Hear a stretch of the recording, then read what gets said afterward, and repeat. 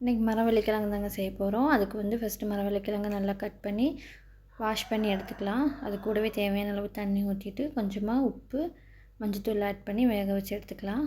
மரவள்ளிக்கிழங்கு தாளிக்கிறதுக்கு ஒரு கைப்பிடி அளவு சின்ன வெங்காயம், கருவேப்பிலை, 4 வரமிளகா எடுத்துக்கலாம். இப்போ மரவள்ளிக்கிழங்கு நல்லா வெந்தாச்சு. அது வந்து தண்ணியை வடிச்சிட்டு அது நல்லா மசிச்சு எடுத்துக்கலாங்க.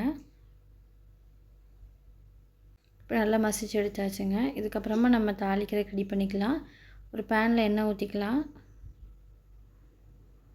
எண்ணெய் நல்லா காயட்டும். காஞ்சதுமே கடுகு, கருவேப்பிலை, வரமிளகா, வெங்காயம் நம்ம வெட்டி வச்சுருந்தோம் இல்லைங்களா, அதெல்லாம் ஆட் பண்ணிக்கலாம்.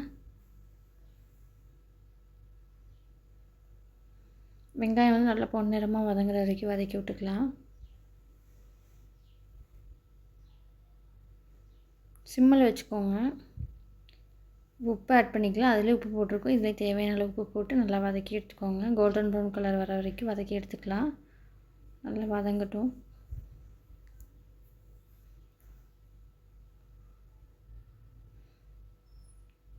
இந்த அளவுக்கு நல்லா வதங்கினதும் நம்ம அங்கே மசிச்சு வச்சுருக்கோம் இல்லைங்களா மரவள்ளிக்கிழங்கு, அதை அதில் ஆட் பண்ணி நல்லா மிக்ஸ் பண்ணி விட்டுக்கலாம்.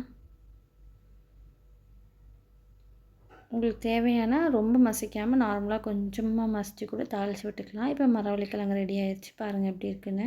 இதுக்கு பெஸ்ட்டு காம்பினேஷன் மீன் குழம்பு, கருவாட்டு குழம்பு எடுத்துக்கலாம். நான் இன்றைக்கி மீன் குழம்பு தான் எடுத்திருக்கேன். பாருங்கள் எப்படி இருக்குன்னு.